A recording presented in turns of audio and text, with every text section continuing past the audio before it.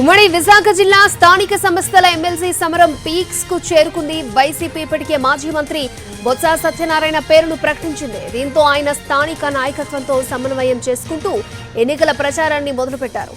ఓటర్ల లెక్క ప్రకారం వైసీపీకి సంపూర్ణ మెజారిటీ ఉంది. మారుతున్న రాజకీయ పరిణామాలతో స్థానిక పోరు రసవత్తరంగా మారింది.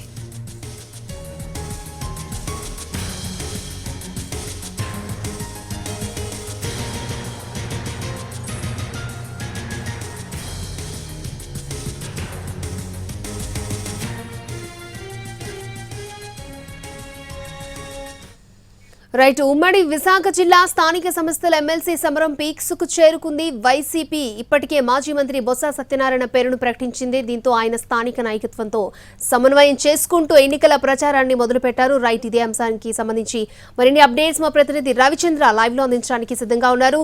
రవిచంద్ర,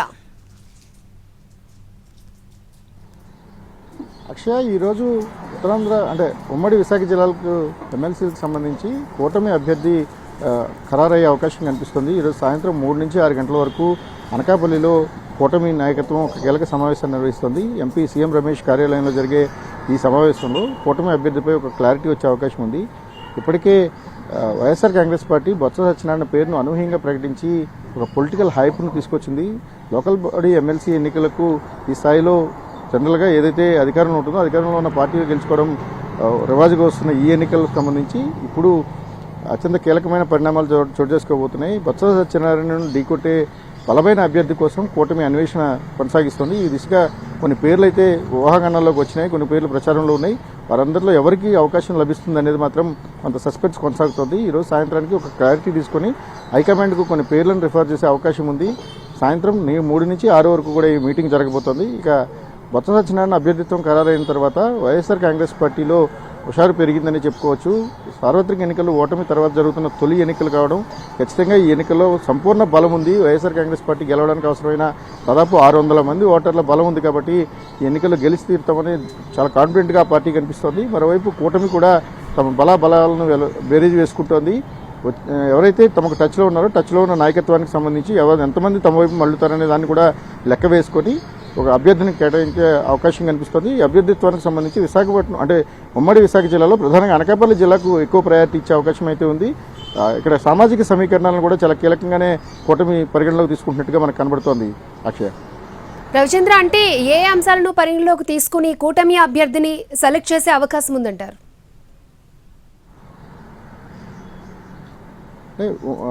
ఉమ్మడి విశాఖ జిల్లాలో ఇప్పుడు 3 జిల్లాలుగా విడిపోయిన తర్వాత అల్లూరు సీతారామరాజు జిల్లా, అనకాపల్లి, విశాఖపట్నం జిల్లాలకు సంబంధించి ఓటర్లు ఉన్నారు. ఇందులో గ్రేటర్ విశాఖ మున్సిపల్ కార్పొరేషన్కి సంబంధించి మాత్రమే 97 మంది ఓటర్లు ఉన్నారు. మిగిలిన వాళ్ళంతా కూడా ఎంపీటీసీలు, జడ్పీటీసీలు, కౌన్సిలర్లు ఉన్నారు. 2 మున్సిపాలిటీలకు సంబంధించిన కౌన్సిలర్లు ఉన్నారు. వీరందరి ఓటింగే ఎక్కువ. విశాఖపట్నంలో గ్రేటర్ విశాఖపట్నంలో ఉన్న సంఖ్యను కన్నా రూరల్లో ఉన్న ఓటర్ల సంఖ్య చాలా ఎక్కువ. దాదాపు వాళ్ళంతా కొలితే 600 నుంచి 650 ఓటర్ల వరకు ఉన్నారు.